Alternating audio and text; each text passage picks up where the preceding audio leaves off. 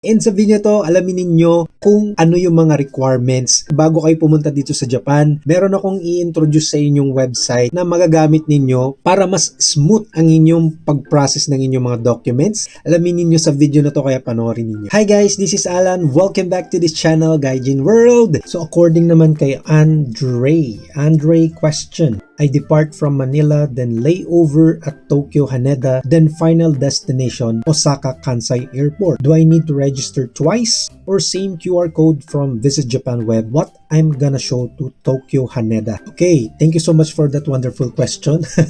Parang beauty pageant lang. Kidding aside, so I will answer your question. So to answer your question, let's go to Japan Airlines website. Okay, so for travelers with connecting flights, according to Japan Airlines, travelers who are not entering Japan and transferring directly to a third country by transit. So these are the people who will not exit Japan. They are not required to submit any documents. However, the following cases require entry into Japan. So to those people who are transferring between Tokyo International Airport, Haneda Airport, and Narita International Airport or Kansai International Airport or any other airports in Japan. So this is the number one case. Number two, travelers with a connecting flight out of Narita International Airport from the airport the following day. So for those people who are transferring from Tokyo, between Tokyo and Narita or Kansai International Airport, you can just use the QR codes that you created from the embarkation from Tokyo. Okay, the first QR code or the one that you have registered prior to your landing to Japan, you can use that and show it Kansai International Airport if necessary. Since you're already arrived from Tokyo and then you're just transferring to Kansai International Airport, right now the airlines or the airport here in Japan are not too strict when it comes to showing any documents. So you just have to use the first registration that you did before landing to Japan. Then additionally, for passengers transiting via Japan to another country, please refer to entry restrictions for each country and quarantine measure. Japan Airline has this website wherein it can check what type of documents you should provide as soon as you arrive in Japan. So let's check this website. Okay, so here's the website from Japan Airlines. But for any other airline, I think this is also applicable. But this is what I have found and I think it's useful for any travelers. You can use this one who are planning to enter Japan. So down here, you can see for guests traveling from Japan or for guests traveling to via Japan.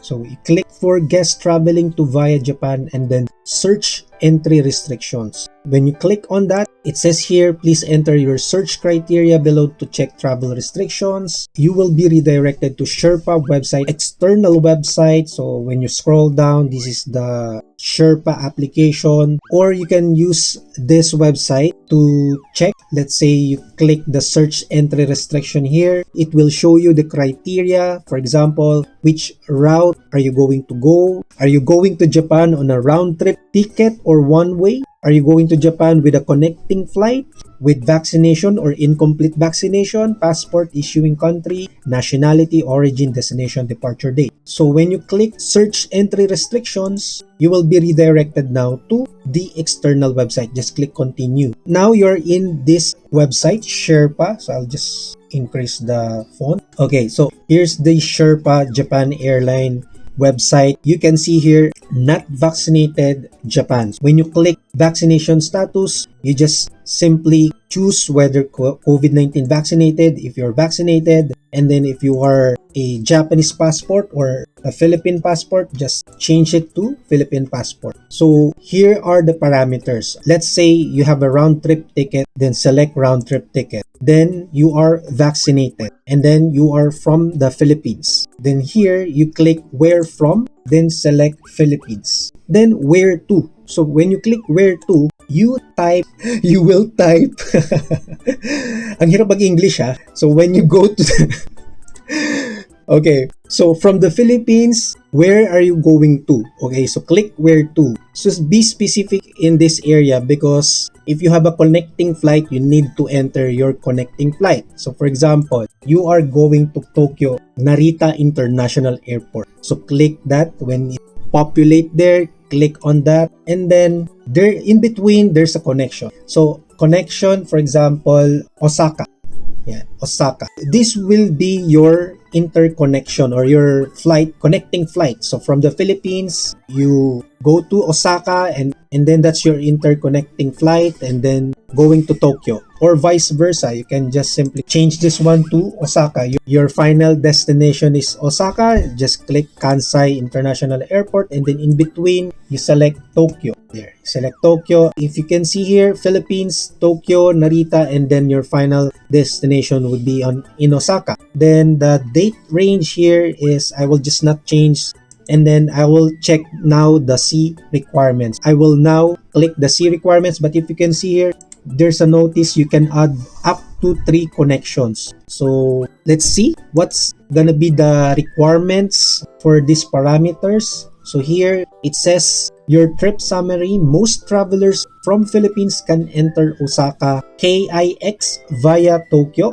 Narita, NRT, but there are restrictions. So what are these restrictions? So we chose earlier that we have vaccinated. We have 3 doses of vaccine, for example. Then down here you can see you need a visa for Tokyo, Narita if you have Philippine passport. So you need a visa to enter Japan. Then for travel restrictions, travels allowed with restriction. If you click that, see details. So it says here, travelers can enter Japan. Please check the documentation and or testing requirements before traveling. So it will lead you up to the Japanese Ministry of Foreign Affairs website. Okay, so for visa requirements, they have the following options here. Visitor visa. If you click that visitor visa, these travelers need a visa to visit Japan for business or tourism. A paper or embassy visa is the only visa available for travelers visiting Japan. So to those who are trying to use the link visa from the Visit Japan web, so it says here only paper or embassy visa is available for travelers visiting Japan. Ibig sabihin, summary, ano ba yung summary in English? In other words, ayan, in other words, you cannot use e-visa, electronic visa as of the moment. So in the Philippines, we only required to submit our documents to the agency who are affiliated to Japan Embassy in the Philippines. So the visa is typically a stamp or sticker added to the passport. Travelers must obtain this visa from local embassy, consulate, or visa center before traveling. So for other countries who can apply online for electronic visa, so here's the option. Electronic visitor visa may be available. So if you click that, there are certain countries that are capable of applying Japanese e-visa. So these are the countries: Brazil, Cambodia, Canada, Mongolia, Saudi Arabia, Singapore, South Africa, Taiwan, United Arab Emirates, United Kingdom, and United States of America. So and then click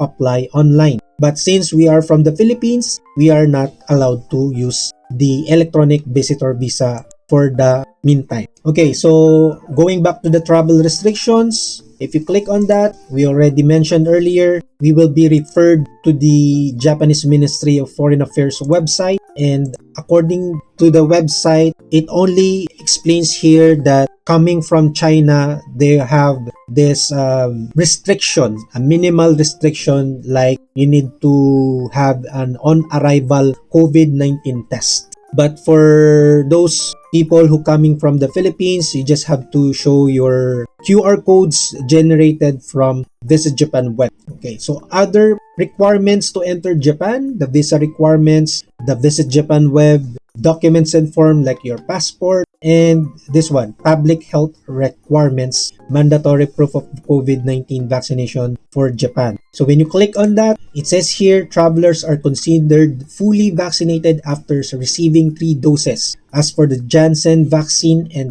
Convidencia CanSino. Only in the case of primary series, 1 dose is considered equivalent to 2. World Health Organization emergency approved vaccine. So we already explained this from our previous videos. If you haven't watched that, please watch it. So for those traveling under the age of 18 or accompanied by fully vaccinated, they will be exempted who has received their booster shot, who supervise their activities. So again, to answer your question, you can use your QR codes or your quarantine that you completed prior your landing to Japan. You can use that and show it to your final destination, which is in Osaka. Which one? Do I need to register twice or same QR code from Visit Japan web? So you will use your QR codes from Osaka and show it to Tokyo Haneda Airport. So you only register once. You don't have to register twice. Woo, grabe. Grabing English. So ayan guys, I hope nakatulong yung video sa inyo. Kung nakatulong, please like this video, mag-comment na din kayo at i-share na rin to dun sa mga papasok pa lang dito sa Japan at hindi nila alam yung mga requirements. Like, share, and subscribe. Kung hindi ka pa nakasubscribe, mag-subscribe ka na at hit mo yung notification bell para lagi kang updated sa aming mga susunod pang i-upload ng mga videos at sa iba pang mga topics namin related sa pamumuhay dito sa Japan. Puntahan nyo aming YouTube homepage. I-click nyo yung playlist dahil marami kaming playlist dyan na makakatulong sa inyong pamumuhay dito sa Japan. Thank you so much again for watching. This is Alan and I will see you on our next video. Huwag nyong kalimutang i-check yung mga videos na lalabas ngayon dito sa Bye!